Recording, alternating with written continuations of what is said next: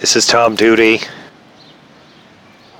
middle-aged American, living in New Jersey near the Lincoln Tunnel. If you were to visit my website, you would type Howdy Doody into Google. You'll find the correct spelling of the famous puppet. You then combine Tom Doody in a Google search for my site.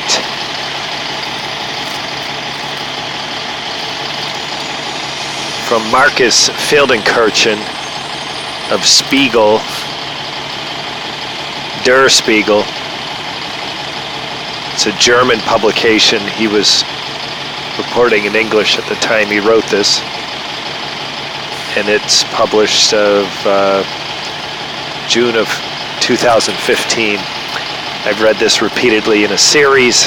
Each time I read it, there's some event that triggers my inspiration to read it again.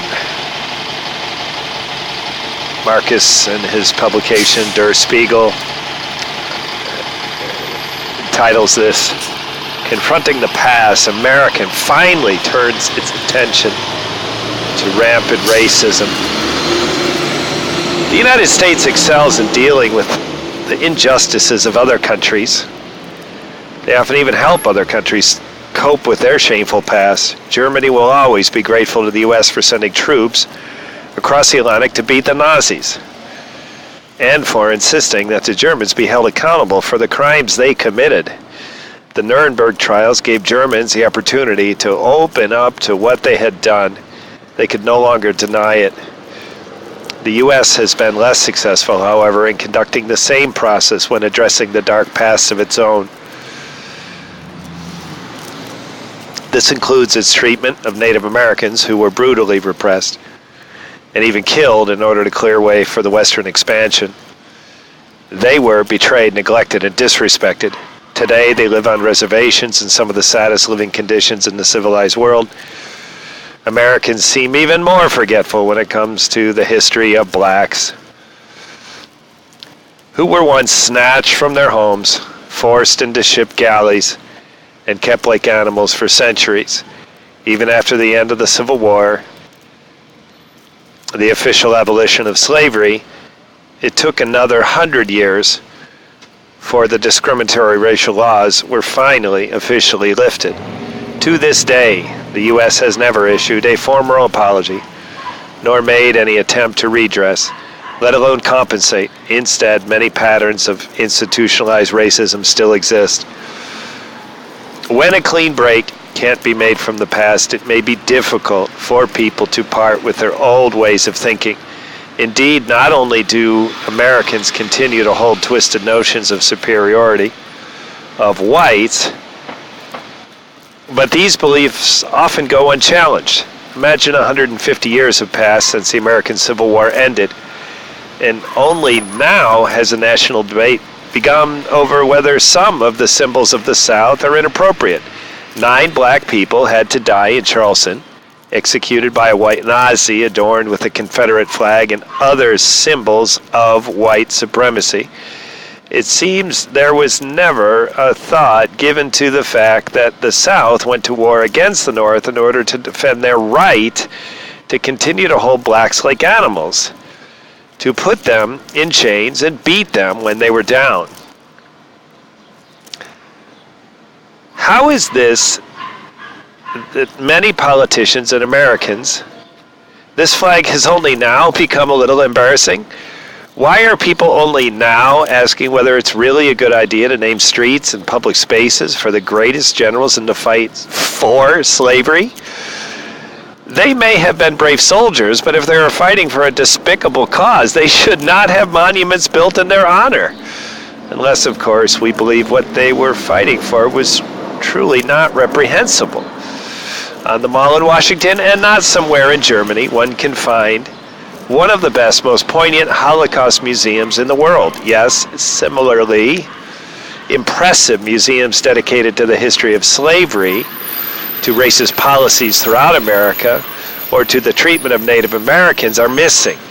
Thomas Jefferson, the author of the Declaration of Independence, is enshrined in a mall, in a monument fit for a deity. In fact, Jefferson was a brutal slave owner himself. Only one learns this at his former estate at Monticello. Perhaps not surprisingly, the fact is not prominently displayed.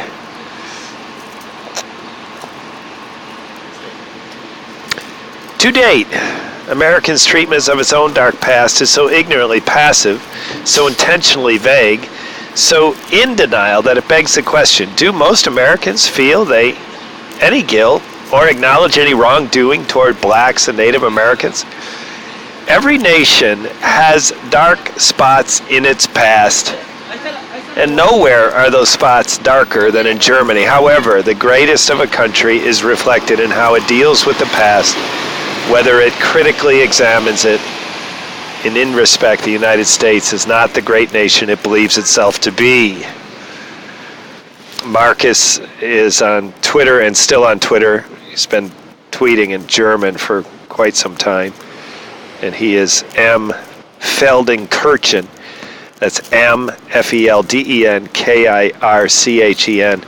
Now, I repeatedly read text that I am motivated to read for a variety of reasons. No text have I read as many times as this. And Markus is the one, or maybe one of a few writers who has commented on me reading their work. I make an effort to get my video in front of the people who wrote the script I used to make the video. And again and again, there's no reply. And I'm not miffed by that absence of a reply, because the internet is like that. There's a sense of, well, I should get a reply, but it's the internet. These people are strangers. This guy's a German. He surprised me with a reply. But once I'm calibrated to the muted response, then all of it seems normal. So anyways, the percentages are just off. Well, Markus put himself in a category of a small percentage of people that reply. And it isn't just Markus, but Markus is memorable at this moment. So each time I read this, I claim to have fresh inspiration to read it. And there's, okay, listeners who happen to be maybe listening to this within days of me recording it, I'm going to pause after I ask this question. I'll give you an opportunity to think about the news, think about what I just read, and ask yourself, why did Tom Doody get the inspiration to read this today? I'll give you a 5 count. 5, 4, 3, 2, 1. It's the opening of the Museum of Black American History on the Mall in Washington, D.C. President Obama was there, our first black president. An excellent speech by a civil rights, I believe, politician. Can't remember his name. It was an inspiring opening ceremony, and it's the museum that Markus says we don't have. Well, a year and a half ago when Markus wrote this, we did not have the museum, he said. It's almost, I bet he didn't know it. I really, if I were on a game show and I had an opportunity to win for the correct answer to this question, did Markus Feldenkirchen know this museum was in progress as he wrote this in June of 2015?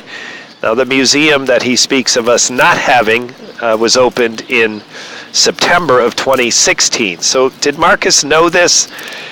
In a weird way, I think he did. In a conscious way, I think he didn't. On the Mall in Washington, and not somewhere in Germany, one can find one of the best, most poignant Holocaust museums in the world, yet similarly impressive museums dedicated to the history of slavery. The racist policies of American history or to the treatment of Native Americans are missing.